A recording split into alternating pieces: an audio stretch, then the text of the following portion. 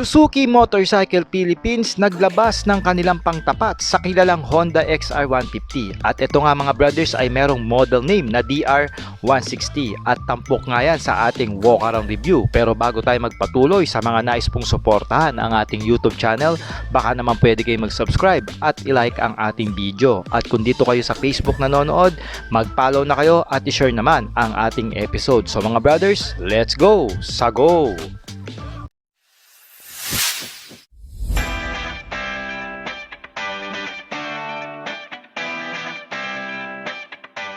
Mga brothers, available na sa Shopee ang ating riding jersey at iba pang mga riding gears na ginagamit natin. Nandyan yung link sa gilid ng video. Let's go! Sa go! Isa nga itong dual sports motorcycle na maaasahan natin sa mga light off-road na daanan dito sa Pilipinas. At syempre pa, pwede nyo rin itong maging service bike at napaka-basic lang itong idaan sa mga lubak-lubak at hindi maayos na kalsada na ating masasalubong sa daanan. At dito nga sa harapan mga brothers, meron nga itong futuristic na headlight na naka-projector lamp ang kanyang bumbilya at sinamahan pa yan ng daytime running lights para mas kitang kita ka sa kalye. Meron nga tayo ritong LED na turn lights habang mahaba naman ang ating fender dito na mataas po ang kanyang profile dahil isa nga itong dual sports na motor.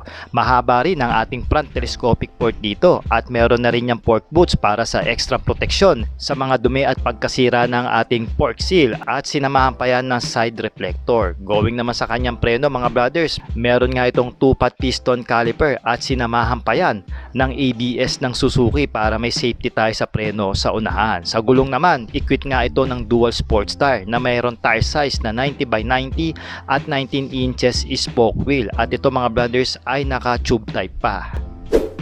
Lalo nga kayo mapapabilib dito sa rear design nitong DR160 ng Suzuki dahil ito ay naka top box ready na pagdating sa kanyang grab bar. Habang naka LED ang ating taillights alongside sa kanyang turn signal lights. Tama lang po ang haba ng ating fender dito. At ito mga brothers ay may sarili na ring ilaw ang ating plaka. Going naman sa kanyang muffler, naka high rise nga ang setup nito para hindi basta-basta abutin ng mga tubig baha o mga mabababaw na tawid ilog na gagawin nyo sa motorsiklo. Habang naka-centered monoshock naman ang rear suspension dito alongside sa kanyang bakal na swing arm. Pagdating naman sa gulong mga brothers, meron nga itong tire size na 110 by 90 at 17 inches spoke wheel. Syempre pa, naka-tube type din ang kanyang goma dito sa likod. Habang meron tayo ritong single pot piston caliper na disc brake.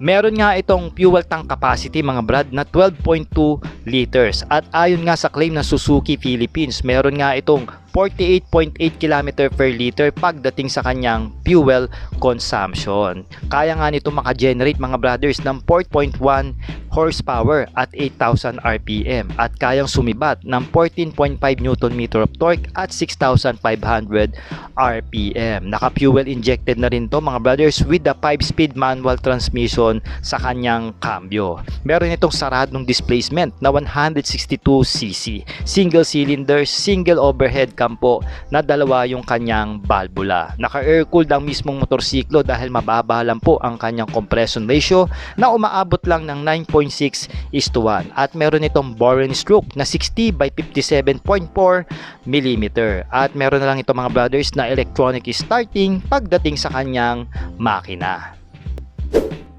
Pag gumilid nga itong Suzuki DR160 talaga ma-appreciate mo ang kanyang kulay na solid gloss black. Meron nga itong sticker dito sa bandang tangke ng letterings ng Suzuki.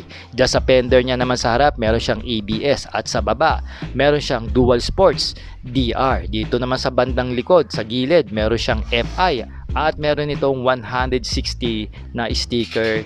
Mga brad, gumagamit nga ito ng single tone upholstery at ordinary lang naman ang inilagay dito ng Suzuki. Pero maganda yung pagkakatabas nila dito at mukhang komportabling sakyan.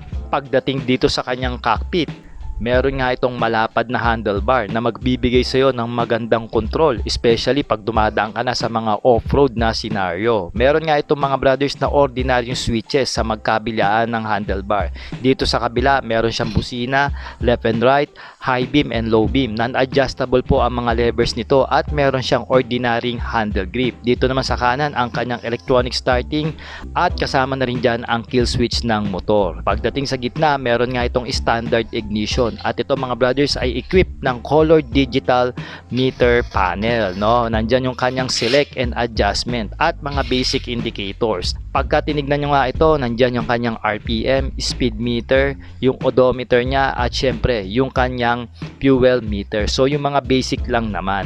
Habang meron itong standard na side mirror na pasok naman sa LTO na hindi ka basta-basta masisita.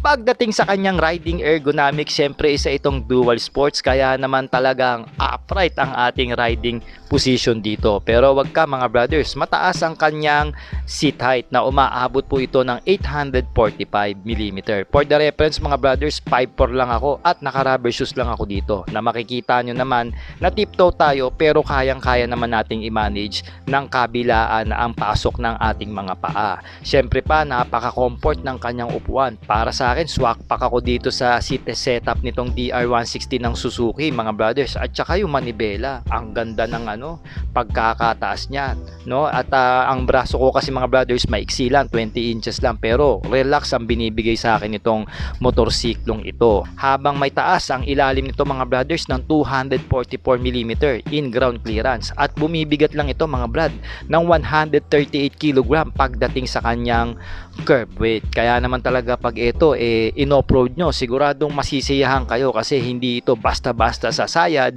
sa mga lupa o lupak.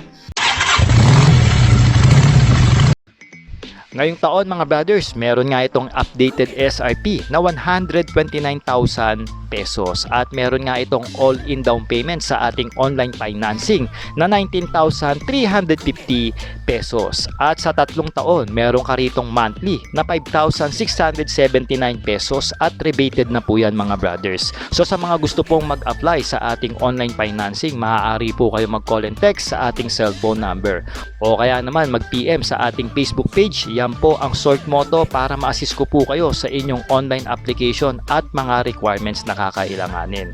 At subukan nyo po ang ating serbisyo. Legit at maaasahan. So mga brothers, mag-comment kayo ng yes kung nagustuhan nyo po ang ating motor na pinitures ngayon. Ito nga yung Suzuki DR160. At isama nyo na rin ang inyong location para alam ko kung saan nakakarating ang ating video. Alright!